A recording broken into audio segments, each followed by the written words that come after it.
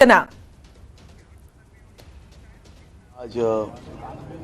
सुबह जल्दी से मेरे परिवार के साथ थाली बेलन लेके बैंड बाजा के साथ बूथ में चारों ओर घूम के मेरे बूथ के बुजुर्ग माता पिता एवं युवाओं के साथ मिलके मतदान करने का मुझे अवसर प्राप्त हुआ।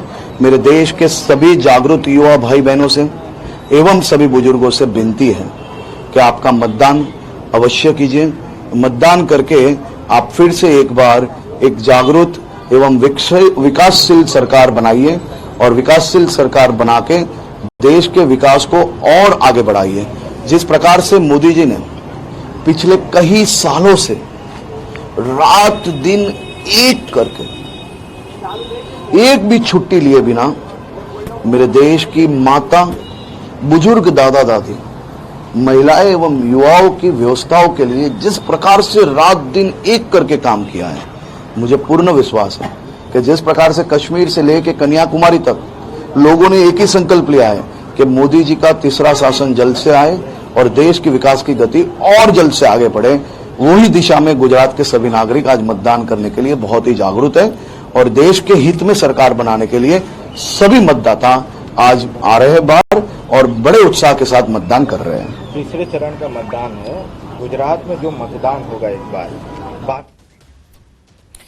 तो આપણે બંને રૂપાણીને સાંભળ્યા, સાથે હર્ષ સંઘવીને સાંભળ્યા અને તેમાં બંને એક પોઈન્ટ મહત્વનો હતો અને એ પોઈન્ટ હતો કે પીએમ નરેન્દ્ર મોદીને ત્રીજી વખત પ્રધાનમંત્રી બનાવવા માટેની આ ચૂંટણી છે, એ વાત તેમણે કરી છે।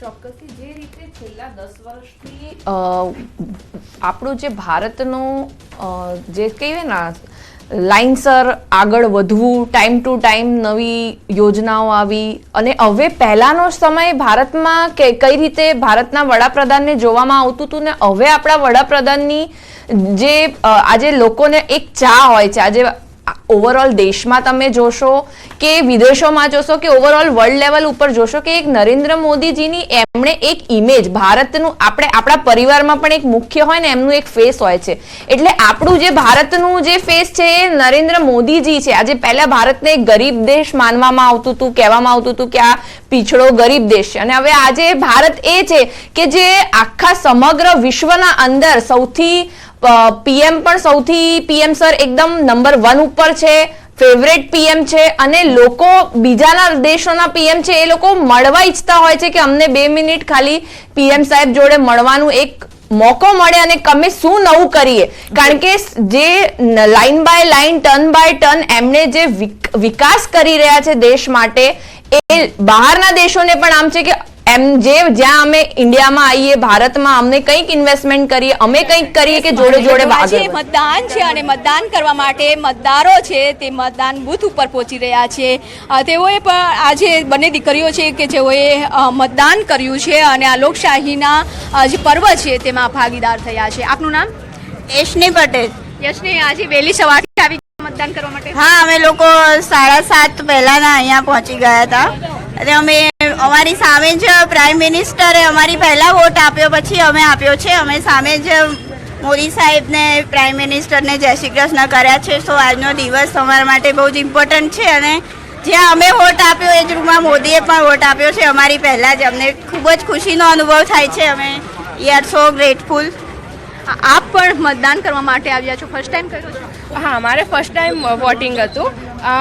મને બહુ પ્રાઉડ ફીલ થાય છે કે મેં વોટિંગ કર્યું અને આ એક લોકશાહી ઉત્સવ છે। હું બધાને વિનંતી કરું છું કે બધાએ વોટિંગ કરવું જોઈએ।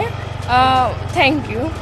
તો પહેલી વખત આપણે જે વોટ કરવા એટલે કે 18 વર્ષથી ઉપરના લોકો છે તે મતદાન કરી શકે છે ને આ લોકશાહીના પર્વમાં ભાગીદાર થવું તે પણ એક ગર્વની વાત હોય છે। તેઓએ પણ મતદાન કર્યું છે અને મતદાન કરી એક ગર્વ અનુભવી રહ્યા છે। કેમેરામેન ખેંગાર રાઠોડ સાથે વિભુ પટેલ, ન્યૂઝ 18 ગુજરાતી, અમદાવાદ। તો પહેલી વખત જ્યારે મતદાન કરવા માટે પહોંચીએ છે ત્યારે એ ઉત્સાહ પણ કંઈક અલગ જોવા મળ્યો છે અને આ દ્રશ્યો પણ અમે આપને બતાવ્યા છે કે જ્યારે પૂર્વ મુખ્યમંત્રી, 2 પૂર્વ મુખ્યમંત્રી આપ જોઈ શકો છો, આનંદીબેન પટેલ અને રૂપાણીને આપ જોઈ શકો છો, પરિવાર સાથે પહોંચ્યા છે અને તેઓએ મતદાન કર્યું છે, મતાધિકારનો ઉપયોગ કર્યો છે। તો આગળ વાત કરીએ કરીશું કે છેલ્લી 2 ટર્મની આપણે ચૂંટણીની વાત કરીશું કે 116 બેઠક પરથી 303 બેઠક પર બીજેપી કેવી રીતે પહોંચીને આ વખતે તેમનો નારો છે 400+ બેઠકો જીતવાનો. આ અંગે વાતચીત કરીશું એક નાનકડા બ્રેક બાદ.